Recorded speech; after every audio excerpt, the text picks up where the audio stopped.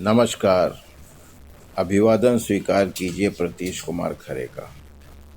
आज हम बात करने वाले हैं एटॉमिक एनर्जी बिल पर।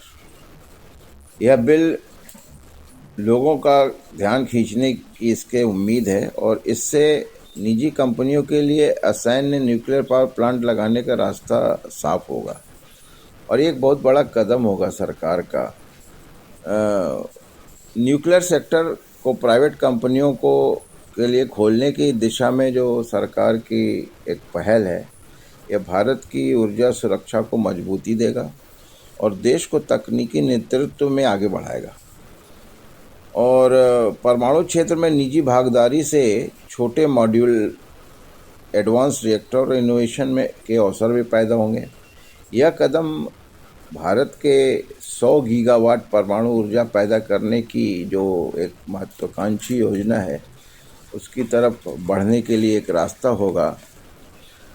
और एटॉमिक एनर्जी बिल 2025 जो है, इसका उद्देश्य परमाणु ऊर्जा के उपयोग और नियमन को बेहतर बनाना है। परमाणु क्षेत्र में प्राइवेट सेक्टर की भागीदारी बढ़ाने और बढ़ेगी, ऐसी उम्मीद है सरकार को। और परमाणु ऊर्जा अधिनियम में संशोधन किए जाएंगे, जैसे कि civil liability for nuclear damage act है। तो इसमें जब बदलाव होंगे तो निजी क्षेत्र आगे आएंगे और वो परमाणु संयंत्र लगाएंगे और इससे देश की जो ऊर्जा की जो रिक्वायरमेंट है, जो ज़रूरत है, उसको पूरा करने में सहयोग मिलेगा। इस अधिनियम का सेक्शन 3 केंद्र और कंपनियों का संवेदनशील चीज़ों को बनाने, खरीदने और बेचने की इजाज़त देता है। इनका इस्तेमाल एटॉमिक एनर्जी के इस्तेमाल और बनाने में किया जाता है। परमाणु ऊर्जा से जुड़े सभी काम इस अधिनियम के तहत गोपनीयता के तहत किए जाते हैं, जिस पर केंद्र सरकार का पूरा नियंत्रण होता है।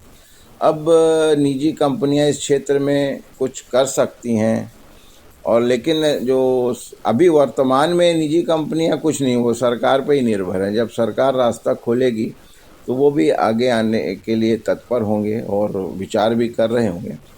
एटॉमिक एनर्जी बिल के पास होने के बाद जो नई कंपनियां हैं वो आगे आएंगी और इससे के साथ ही तेल गैस आयात पर निर्भरता कम होगी। एविएशन, सैन्य और वैज्ञानिक सेक्टर में भारत को मजबूती तो मिलेगी ही। परमाणु ऊर्जा उत्पादन अधिक होने पर भारत की वैश्विक पकड़ और मजबूत होगी। इससे ये तो एक अच्छा ही है। और जो आत्मनिर्भरता के क्षेत्र में हम लोग आगे बढ़ेंगे। वर्तमान में जो परमाणु ऊर्जा निगम है, वो NPCIL जिसको बोलते हैं, ये ही उत्पादन का काम करते हैं और संचालन का काम करते हैं। तो इस नियम से जो सरकार जो एक प्रयास कर रही है, उससे भारत की ऊर्जा क्षेत्र को एक अच्छी उम्मीद है और आशा करते हैं कि, और ये जो मैंने आपको ये लेख पढ़ा है मिस्टर अभिषेक पांडे का, ये लेख नवभारत टाइम्स में प्रकाशित हुआ, उसके आधार पर मैं ये बात कर रहा हूँ। धन्यवाद, फिर मिलते हैं।